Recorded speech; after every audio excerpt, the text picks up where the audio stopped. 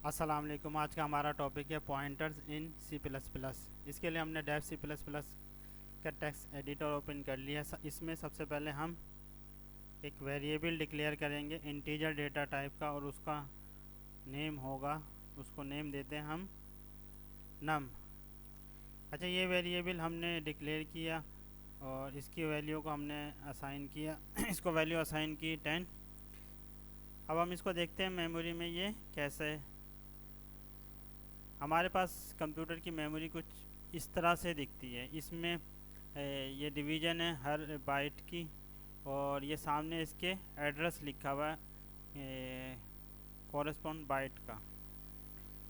अब ये हमने जब वेरिएबल डिक्लेयर किया था नम के नेम से, तो कंपाइलर ने इस डेटा टाइप के हिसाब से एक स्पेस डिक्लेयर कर दी थी रैम में, या रिज़र्व कर दी थी, और उसको नेम दे दिया था नम। अच्छा, इसका साइज़ क्या होगा ये डिपेंड करता है डेटा टाइप पर। अगर हम एक करेक्टर डेटा टाइप का वेरिएबल डिक्लेयर करते तो कंपाइलर 1 बाइट रिज़र्व करता है। जब हम अगर इसके अलावा हम double data type variable declare करते तो वो 8 बाइट रिज़र्व करता, और उसको जो भी हम नेम देते वो उसको नेम दे देता। तो इसी तरह जब हमने इंटीजर डेटा टाइप का वेरिएबल डिक्लेयर किया तो उसने 4 बाइट को रिज़र्व किया और उसको नेम दे दिया नम का। जब हमने इसको एक वैल्यू असाइन की 55, तो जो स्पेस रिज़र्व की थी इसने मेमोरी में या रैम में, कंप्यूटर मेमोरी में या रैम में, तो उसने उस स्पेस में वो वैल्यू असाइन कर दी।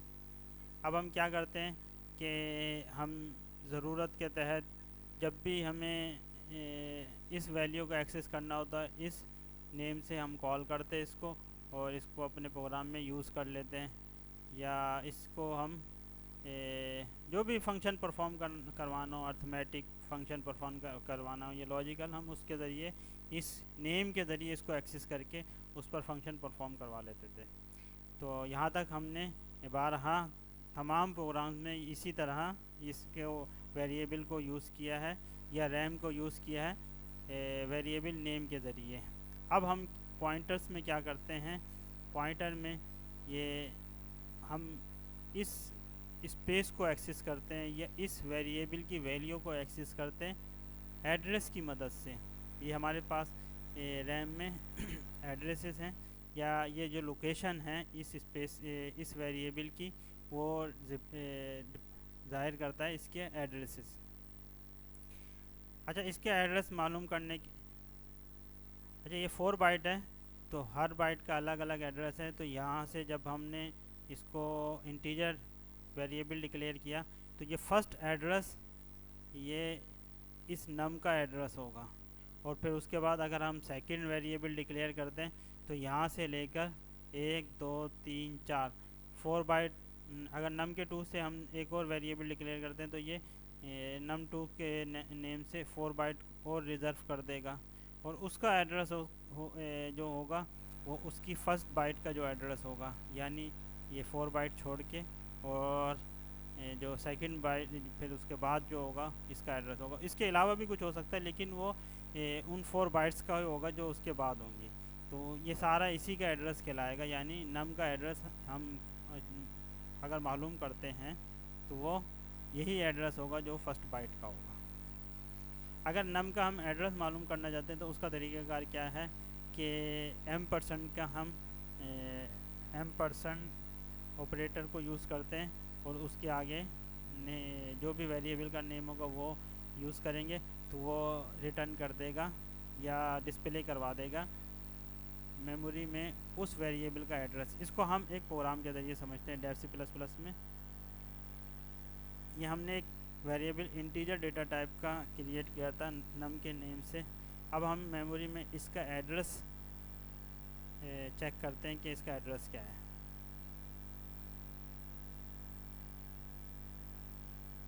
एड्रेस ऑफ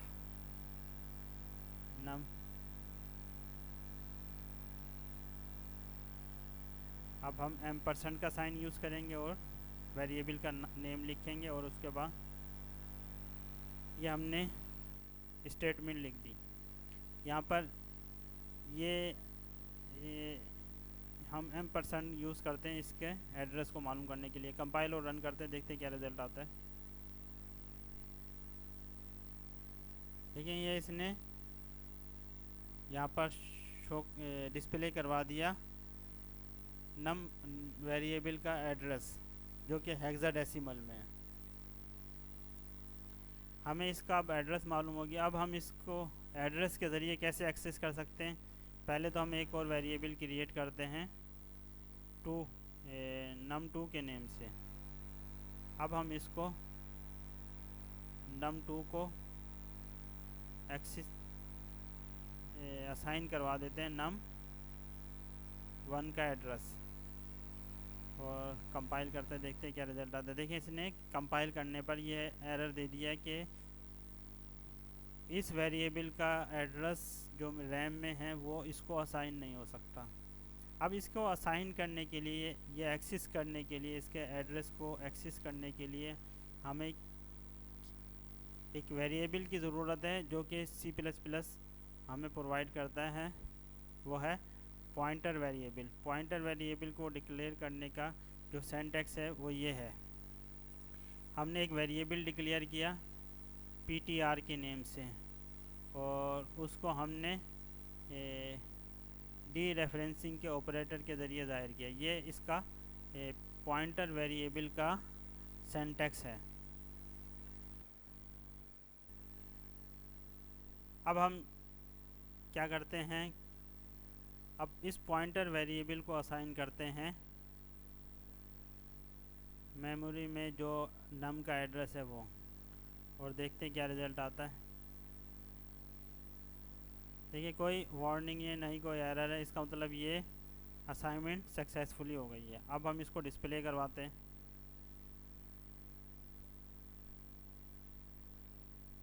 ऑफ PTR की वैल्यू को हम एड्रेस को डिस्प्ले करवाते हैं PTR के नेम से। अच्छा, पॉइंटर वेरिएबल में हमने ये असाइन किया है। अब हम इसकी वैल्यू को इस पॉइंटर ये एड्रेस को हम डिस्प्ले करवा रहे हैं। इस पॉइंटर में जो हमने असाइन किया था, इसकी वैल्यू को डिस्प्ले नहीं करवा रहे हैं। अभी देखते हैं, अभी रन करते हैं। देखिए इसने हमने जो असाइन की थी वैल्यू वो हमने डिस्प्ले करवाई, तो इसने एज इट इज़ वही वैल्यू डिस्प्ले करवा दी जो हमने असाइन की थी। हमने इसमें पॉइंटर वेरिएबल में जो एड्रेस असाइन किया था वो असाइन हो गया, और उसको हमने डिस्प्ले भी करवा दिया। जब हमने एक पॉइंटर वेरिएबल डिक्लेयर किया और उसको वैल्यू असाइन, एड्रेस असाइन करवाया किसी वेरिएबल का, तो वो कुछ इस तरह से दिखता है।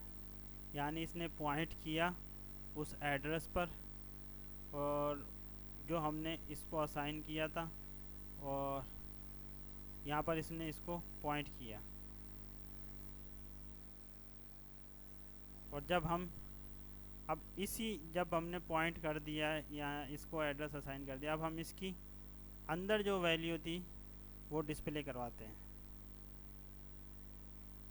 पॉइंटर के अंदर हमने कोई वैल्यू असाइन नहीं की, पॉइंटर वेरिएबल को कोई वैल्यू असाइन नहीं की, बल्कि इसको एक एड्रेस असाइन किया। अब हम देखते हैं इसके अंदर वैल्यू क्या है।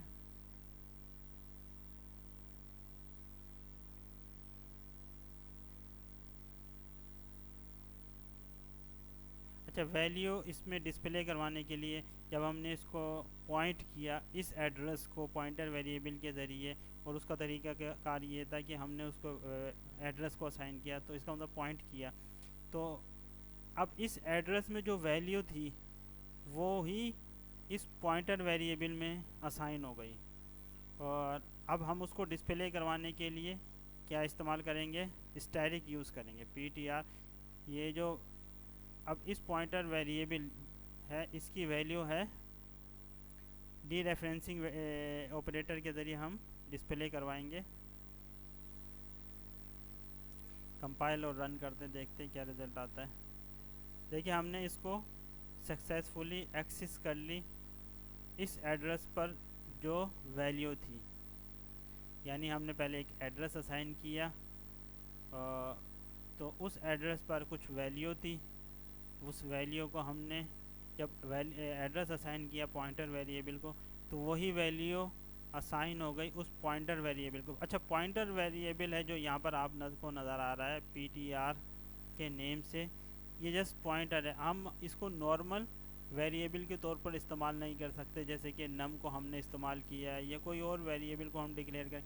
पॉइंटर वेरिएबल इसको सिर्फ हम पॉइंट कर सकते हैं और इसमें एड्रेस असाइन कर सकते हैं। और जब हम इसको कोई एड्रेस असाइन करते हैं तो उस जगह पर जो वैल्यू होती है वही वैल्यू इसको असाइन हो जाती है, या वही वैल्यू, ये सिर्फ उसी वैल्यू को पॉइंट आउट करता है जो एड्रेस इसको हमने असाइन किया, तो उस जगह की वैल्यू को असाइन मतलब ये पॉइंट आउट करता है। तो हमने इसको जब डिस्प्ले करवाया इस एड्रेस की वैल्यू को, तो हमने डी रेफरेंसिंग ऑपरेटर के ज़रिए डिस्प्ले करवाया। तो ये है असल मकसद पॉइंटर का। अब हम इसको मैनिपुलेट करके देखते हैं। अब हम पॉइंटर वेरिएबल में कुछ ऐड करते हैं। PTR में हम ऐड करते हैं 20। हमने इसके ज़रिए इसकी वैल्यू तो डिस्प्ले करवा दी। अब हम इसको मैनिपुलेट करना चाह रहे हैं या मॉडिफाई करना चाह रहे हैं उस जगह की वैल्यू को, जहाँ उस स्पेस की या उस वेरिएबल की जिसको हमने पॉइंट किया है। इस यानी नम की वैल्यू को हम मॉडिफाई करना चाहते हैं बग़ैर नम को इस वेरिएबल के नेम के बग़ैर एक्सेस किए। यानी हमने इसमें पॉइंटर में असाइन किया 20। अब हम डिस्प्ले करवाते हैं नम की वैल्यू।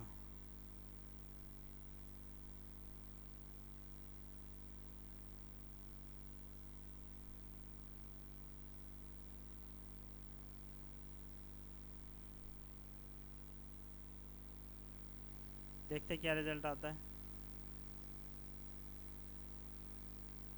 देखिए नम की वैल्यू 10 से 30 हो गई।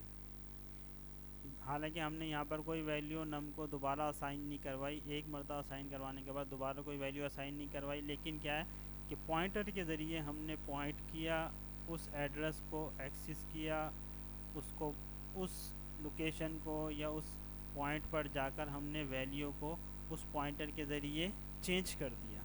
तो ये सारा जो हमने प्रोसेस किया है एक बग़ैर वेरिएबल के नेम को यूज़ किए हम उस वेरिएबल को कैसे एक्सेस कर सकते हैं एड्रेस के ज़रिए, और उस एड्रेस पर जाकर या उस वेरिएबल की लोकेशन पर जाकर हम उसको कैसे एक्सेस करके मॉडिफाई कर सकते हैं। तो यहाँ पर पॉइंटर्स के ज़रिए हम वेरिएबल के नेम के बजाय हम मेमोरी की जो स्पेस होती है उसकी लोकेशन या एड्रेस को के ज़रिए हम वेरिएबल को मैनिपुलेट करते हैं। तो यहाँ पर हमने एक्सप्लेन किया पॉइंटर्स को, बुनियादी तौर पर जो फंक्शन होते हैं पॉइंटर को हमने उसको एक्सप्लेन करने की कोशिश की है।